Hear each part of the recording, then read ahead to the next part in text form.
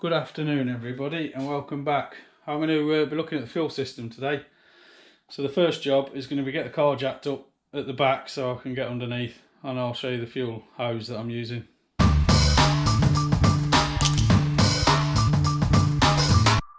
Comes from one of these relays, this one I think. Yeah, this relay. The ECU powers the relay, sends 12 volts down there.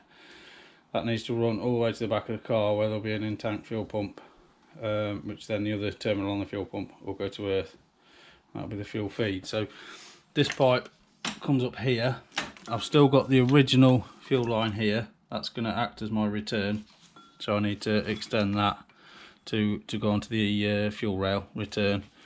Then this is 8mm, and I've got a 10mm fitting on my fuel rail down here. So I've got an adapter. So I'll have a little bit of rubber hose going on there to an adapter, and then an 8mm rubber hose will go from that adapter to a fuel pump, and then to that line feeding into the car. And then this will just be a piece of hose going from there to that return line. So we'll have a quick look under the car in a sec. It's a bit chaotic around here. So I've just finished under the car. I've put this line in here. That's going to be my new feed line. It's clipped in. I've just got to roll a bead in the end of there. And then this is the original feed line. That will become my return line. So I need to roll a bead on there. Piece of rubber hose needs to go up through the floor now. I've only got these two holes. One's for where the previous feed comes from, so that can remain there. And then that's where my tank breather comes from. So I need to put another hole somewhere. But I'll worry about that once I've got the tank out, and go somewhere in this area, just drill another hole through, paint the edges and put a grommet in. That'll be my fuel feed. I'm going for an in-tank pump, and then I'll have a filter under the bonnet. It's a couple of days since I last picked up the camera. It's Sunday now, and it was Friday I think when I was talking to you before. So I had to play around with that copper pipe and clean the lens a bit. I had to play around with that copper pipe and it was rubbish. So I'll show you what I've done. Let me just move this wiring out of the way. I've ended up using, this is like an original mini steel line, so I've poked that under and routed it a little bit differently under the car. I don't know if we'll see much from here. You can't really see, can you? I've still got to tidy up, you can see it hangs down a bit, but I've got to tidy it up a bit there. Just one moment.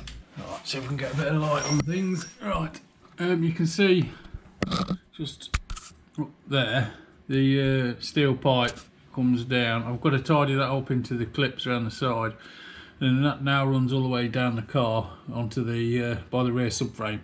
You see the copper pipes lay on the floor. I'm going to drag that out. I found with that pipe it was too thin in the end, so I didn't use it. I spent some time last night and this morning tidying up some of the wiring, so my wiring is much neater now. Just as a side note, I'll show you a couple of extra things. It's a bit dark this end of the garage. I really need to improve the lighting, but if we just turn the battery's disconnected. Never mind. This LED here is the engine management light. That's the one that's like a little picture of an engine. That's the OBD light. If there's a fault code stored, that'll light up. And that one there, you can see this other LED. That's the one for Vauxhall specific fault code. So things like if the Vauxhall key's not present, if I take that and take it away from the immobiliser pickup, that one will light up and flash. Wow, goodness me, what a few days we've had since the last video, or the last section that you've just watched. My wife's had COVID, we've been isolating, and it's just been very busy. Fortunately, I was off work, so I had a little bit of time to do the sort of house stuff and take care of the wife. But now everybody's getting better and we're all good. So I'm gonna do a little bit more work on the car today. I've got some more fuel system bits to show you. That's been progressing on the car, and then I've got some more fuel system bits to show you in the next few days. So for now, I'm going to jump into some other bits. I've got a few other little bits and pieces that I need to do, like finishing off the alternator mounting, and then we'll jump back into the fuel system and go through where we're at with that. So I'll stick some, I don't know, some time lapse or some bits of cutting and welding and bits and pieces on the alternator mountings for you to watch, and we'll be back on the fuel system soon.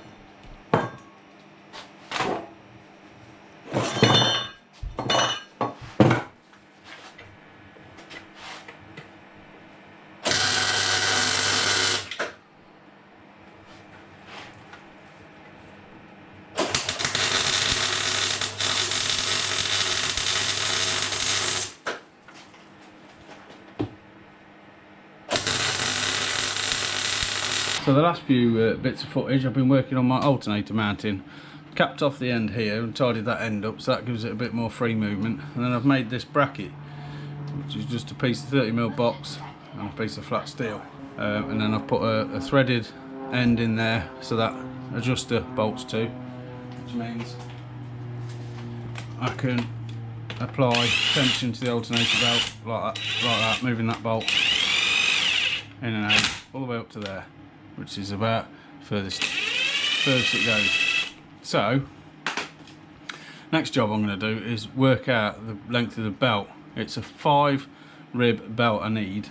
I know this because I thought it was a 4 rib before and ordered a 4 rib, and that was wrong, and I also didn't measure the length very well. So what I'm going to do is use this piece of wire with the alternator in its slackest position, and I'm going to wrap this around both pulleys in the same position like this. I'll just drag it round to get this end to there. So that is the minimum length I need my belt to be. I'm going to snip that there and measure this piece of wire.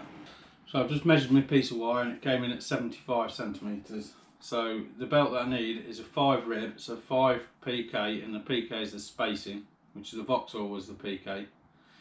5 PK. Now ideal would be 750, but I can't find a 750, so 750 refers to the number of millimetres in length of the belt. So I've gone for a 5 PK 768. So it's ever so slightly longer, but hopefully this adjustment will take up that slack. If it doesn't, I'll perhaps have to look at modifying my my mounting slightly. Still got a little bit of tidying up to do on this piece. Got a cap off the end there. Got to tidy up this upper mount here, and a few other bits and pieces to do. So for now, I'm going to have a bit of a tidy up. My garage is a bit of a mess, and then have a look at tidying up these bits. Maybe get some paint on them. So that now is the alternator mounted. So what I showed you before when I was measuring up the belt, after I'd done that, I wrapped some tape around the pulley and around the crank pulley, and I found that the belt was hitting on this bracket. So as you can see there, I've reshaped the end of that bracket so that the belt clears it. When it's tensioned up, that's tensioned in a tight position now. And I also found that the bolt for this adjuster mechanism fouled on the belt as it went over there.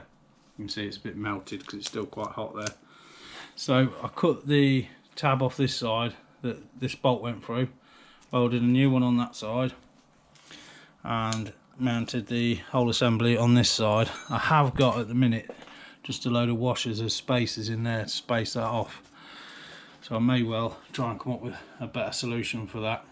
See if I can get a little bit of bar and drill a hole through the centre to space that. But that alternator is now mounted solid. That's done up tight. I just need to be able to run the engine and see if the belt falls off. I've also got to cap the end of that off, but I'm not too worried about that. Yeah, alternator mounted. That's another job ticked off the list.